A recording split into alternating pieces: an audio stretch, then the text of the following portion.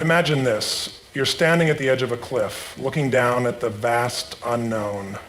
Your heart is racing. Your palms are sweaty. That tight feeling in your chest, that's pressure. Some people freeze, others turn back. But a rare few, they step forward.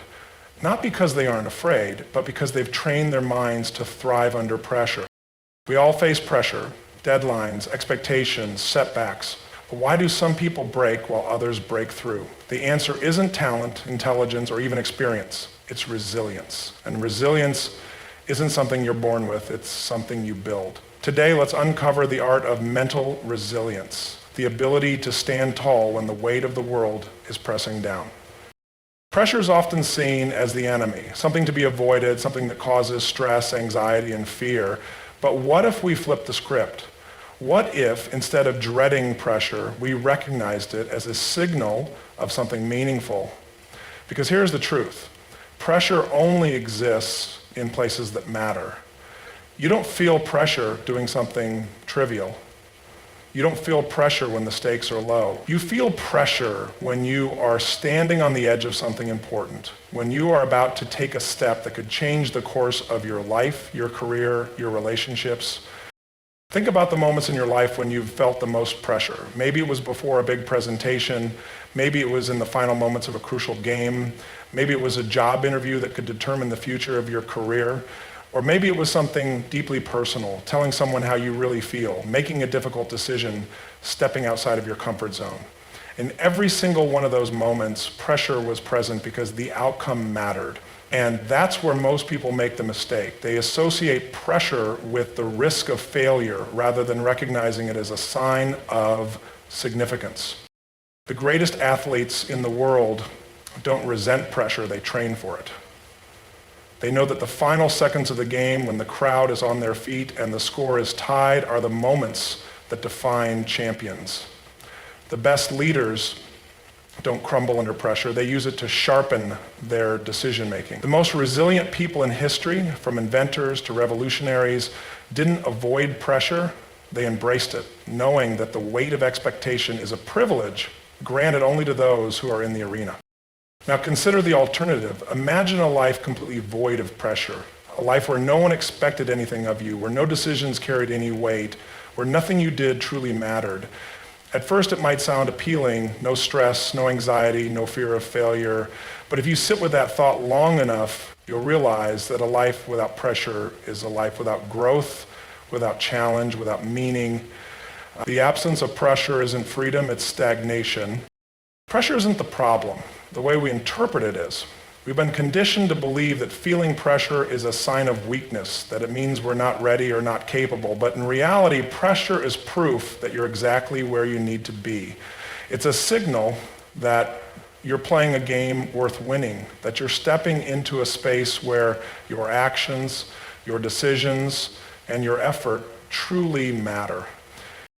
Most people spend their lives trying to escape pressure. They avoid difficult conversations, they shy away from big opportunities, they settle for comfort, mistaking it for peace, when in reality, they're just avoiding the weight of expectation. But here's the irony. The more you run from pressure, the more power it has over you. The more you see it as the enemy, the more control it gains. But when you shift your mindset, when you start seeing pressure as a privilege, as a sign that you are stepping into something meaningful, it loses its grip. Because pressure doesn't show up in the lives of the indifferent. It shows up for those who dare to care. It shows up for those who are taking risks, pushing boundaries, and striving to be more. For most of us, emotions feel like absolute truths. When fear grips us, we believe danger is imminent. When anxiety rises, we assume something is about to go wrong. When frustration builds, we take it as a sign that something is unjust or unfair. And because emotions feel so real, we often let them dictate our actions. We react impulsively, make snap decisions, and let temporary feelings steer long-term outcomes. But what if emotions weren't instructions? What if they were simply information? Signals meant to be understood, not blindly followed. Think about it. If you're driving and your check engine light comes on, what do? You don't panic and abandon your car on the side of the road. You don't assume the vehicle is beyond repair. You investigate. You check under the hood, you assess the problem, and then you take appropriate action. Your emotions function the same way. They are signals. indicators that something is happening inside you, but they are not commands to act without reflection. Fear, for example, is one of the strongest emotions we experience. It has a powerful evolutionary purpose. It keeps us safe. It tells us to run from danger, to stay alert in unfamiliar environments, to be cautious when something feels off. But in today's world, fear isn't just triggered by physical threats. It shows up before we give a big presentation, before we take a risk, before we step outside of our comfort zone. And if we take fear at face value, if we assume that its presence means we should stop, we rob ourselves of growth. Because most of the time, fear doesn't mean don't do this, it means pay attention. It means you're stepping into something that matters. It means you are about to do something that challenges you. The same is true for anxiety. When we feel anxious, our instinct is to make it stop. We try to suppress it, avoid it, or numb it with distractions. But anxiety is often a sign that something in our life needs attention. Maybe it's an unresolved problem, a difficult conversation we've been avoiding, or a situation where we feel unprepared.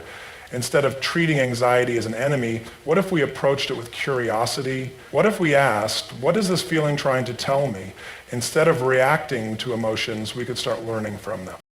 Even anger, an emotion that often gets a bad reputation, carries valuable data. Anger tells us when a boundary has been crossed, when we feel unheard, when we sense injustice. But when we let anger control our actions, when we lash out, make rash decisions, or say things we regret, it leads to destruction instead of resolution. The key isn't to suppress anger, it's to decode it.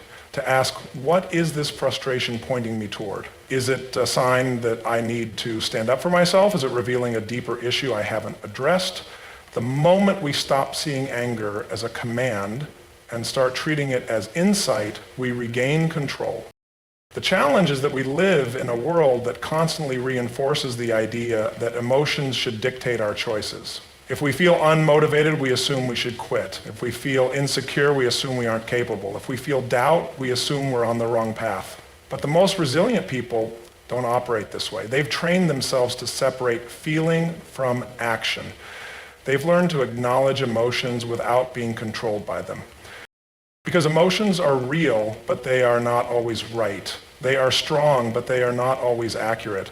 They are powerful, but they don't have to be in charge. Two people can go through the exact same experience and walk away with completely different takeaways. One sees failure, the other sees a lesson. One feels defeated, the other feels challenged. One sees an ending, the other sees a new beginning. The difference isn't in what happened, it's in how they interpreted it. That's the power of perspective. Perspective isn't about ignoring reality. It's not about pretending everything is fine when it's not. It's about choosing how you frame the situation in a way that empowers you instead of paralyzing you. It's about recognizing that while you may not always control what happens to you, you always control how you respond. Think about a time in your life when you faced a major setback. Maybe it was a career disappointment, a relationship that fell apart, a project that failed. In the moment, it probably felt like the end of the world. Your mind likely focused on what went wrong, why it was unfair, why it shouldn't have happened. But now looking back, can you see something different? Can you see how that situation forced you to grow, how it redirected you to something better, how it strengthened you in ways you didn't realize at the time? That shift in understanding, that change in narrative, is the power of perspective. The story of two bricklayers who were asked the same question, what are you doing? The first one responded, I'm laying bricks. The second one said, I'm building a cathedral. Both were doing the exact same task, but one saw it as mundane labor, while the other saw it as contributing to something greater than himself. That's perspective. Now apply this to your own life. When faced with pressure, do you see it as a burden or a privilege? When given a challenge, do you see it as an obstacle or an opportunity? When experiencing failure, do you see it as proof that you're not good enough or as feedback for what to do differently next time? The lens you choose to look through determines the world you see. Viktor Frankl, a Holocaust survivor and psychiatrist, once said, when we are no longer able to change a situation, we are challenged to change ourselves. He endured unimaginable suffering, yet he found purpose and meaning even in the darkest moments. His perspective didn't change what happened to him, but it changed what he took from it. Our minds are wired to seek patterns, to create narratives, to make sense of our experiences. But often we default to disempowering perspectives without realizing it. We assume failure means we're not capable, rather than seeing it as a stepping stone to success. We believe rejection is personal rather than recognizing that it might simply be redirection. We see obstacles as roadblocks instead of viewing them as resistance that strengthens us. Reframing perspective is not about ignoring pain or pretending things are easy. It's about asking better questions. Instead of asking, why is this happening to me? Try asking, what can I learn from this? Instead of saying, I'll never get through this, try saying, what part of me is being strengthened right now? Small shifts in perspective create massive shifts in resilience. Because at the end of the day, reality doesn't change, but the way we choose to see it does, and that makes all the difference. Resilience isn't just about enduring hardship. It's not about gritting your teeth and pushing through for the sake of survival. True resilience, the kind that allows people to thrive under pressure, not just withstand it, comes from having a deep and unshakable reason to keep going. It comes from having a why. Every person who has ever overcome adversity, who has ever persisted when others quit, who has ever achieved something extraordinary despite the odds, every single one of them had a why, a reason that anchored them when everything around them was uncertain, a purpose that gave their struggle meaning. Without it, resilience becomes exhausting. With it, resilience becomes second nature. Think about the people who achieve seemingly impossible things. The entrepreneur who rises from bankruptcy to build a thriving business. The athlete who comes back from injury stronger than before. The parent who works 2 jobs to provide a better future for their children. None of these people push forward just because they enjoy suffering. They push forward because something bigger than themselves pulls them forward. Your why is what keeps you going when motivation fades. It's what reminds you that the discomfort of today is in service of something greater tomorrow. Because when you know why you're doing something, you stop focusing on how hard it is and start focusing on what it means. The problem is most people don't take the time to define their why. They go through life reacting to circumstances instead of being guided by purpose. They set goals based on what sounds good or what society expects, but they never ask themselves, why does this truly matter to me? And that's why they crumble under pressure, because without a deeper reason to keep going, challenges feel pointless, setbacks feel personal, and every difficulty feels like a sign to stop. Take, for example, someone training for a marathon. If their only reason for running is to prove they can do it, the first time they hit a wall at mile 18, doubt will creep in. They'll question if it's worth it. They'll think about quitting. But if their why is deeper, if they're running to honor a loved one, to prove to themselves that they can overcome anything, to inspire their children, then quitting isn't an option. The pain doesn't disappear, but it becomes part of the journey instead of a reason to stop. The same applies to every area of life. A student who sees studying as just a requirement will burn out easily, but a student who believes education is their key to breaking generational cycles will push through exhaustion. A business owner who only chases money will give up at the first failure, but one who is building something that serves others will find the strength to rebuild after setbacks. Resilience is not about willpower alone. Willpower fades. Resilience is about being connected to something greater than the discomfort you feel in the moment. It's about making the pain of discipline smaller than the weight of regret. It's about knowing that quitting isn't just about stopping an action, it's about walking away from the future you were meant to create. People often admire resilience from the outside, assuming it comes from sheer toughness. But resilience isn't about being the toughest person in the room. It's about being the clearest.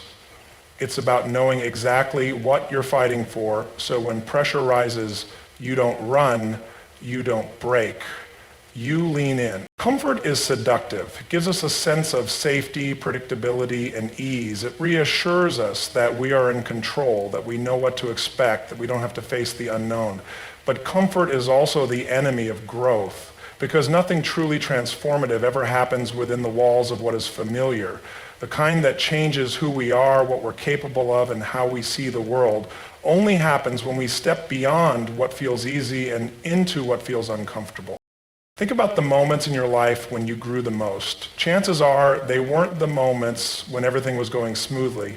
They were the moments when you were challenged, when you were pushed beyond your limits, when you had no choice but to adapt and evolve. Growth doesn't happen when things are effortless. It happens when things are uncertain, difficult, and even painful. Look at the way muscles grow. If you lift the same amount of weight every day, your body adapts, and eventually those weights become too easy. Your muscles stop growing because they're no longer being challenged. The only way to get stronger is to increase resistance, to lift heavier, to push harder, to feel that burning discomfort that tells you your body is being forced to change. The same is true for the mind, for our emotional strength, for our ability to handle pressure. Without discomfort, there is no adaptation. Without discomfort, there is no growth. The problem is most people avoid discomfort at all costs. We choose the easy route because it feels good in the moment. We avoid difficult conversations because they make us anxious. We stay in jobs that don't challenge us because it feels safer than starting over. We hold back from pursuing dreams because the risk of failure is uncomfortable. And in doing so, we trade potential for predictability. We stay exactly where we are, not because we aren't capable of more, but because we fear the temporary discomfort of change. Every great achievement in history came from someone stepping into discomfort. The most successful entrepreneurs took risks that made them uncomfortable. The greatest athletes pushed their bodies through pain and exhaustion. The strongest leaders made decisions that were terrifying at the time. They didn't succeed because it was easy. They succeeded because they embraced the discomfort of growth. Discomfort is a signal. It's a sign that you are venturing into uncharted territory, that you are stepping beyond the limits of who you were and into the possibility of who you can become. When you feel discomfort, your instinct might be to retreat, to go back to what's familiar, to play it safe, to wait until you feel ready. But readiness is an illusion. No one feels ready for the things that change them. You only feel ready after you've gone through the discomfort, not before. Fear and discomfort often go hand in hand. When we step outside our comfort zones, fear whispers that we should stop, that we should turn back. But fear isn't a stop sign, it's a doorway. It's the threshold between who you are and who you're becoming. The people who grow, the people who transform their lives are the ones who walk through that door instead of standing in front of it, waiting for the fear to disappear. We all have a choice. We can stay in comfort where things are easy, predictable, and safe, or we can lean into discomfort where things are uncertain, challenging, and sometimes even painful, but where real growth happens. Because the reality is, the life you want, the strength you seek, the person you are meant to become, all exist on the other side of comfort. Resilience isn't built in moments of ease. It is forged in pressure, shaped by discomfort and strengthened by purpose. It comes from understanding that pressure is not something to fear, but a privileged proof that you are stepping into something meaningful. It comes from recognizing that emotions are data, not directives, signals to be understood, not commands to obey. It comes from embracing the power of perspective, choosing to see challenges as opportunities rather than obstacles. It comes from anchoring yourself in a strong why, a purpose so deep that quitting is never an option. And ultimately, it comes from stepping beyond comfort, because true growth begins at the edge of what feels safe. The most resilient people in the world are not the strongest, the smartest, or the most talented. They are the ones who refuse to let fear dictate their actions. They are the ones who lean into the discomfort of growth. And that is the difference. That is what separates those who merely survive from those who truly thrive. Because resilience is not about avoiding struggle. It is about facing it, learning from it, and emerging stronger on the other side. And the moment you embrace that truth is the moment you stop fearing pressure and start using it to fuel your greatest growth.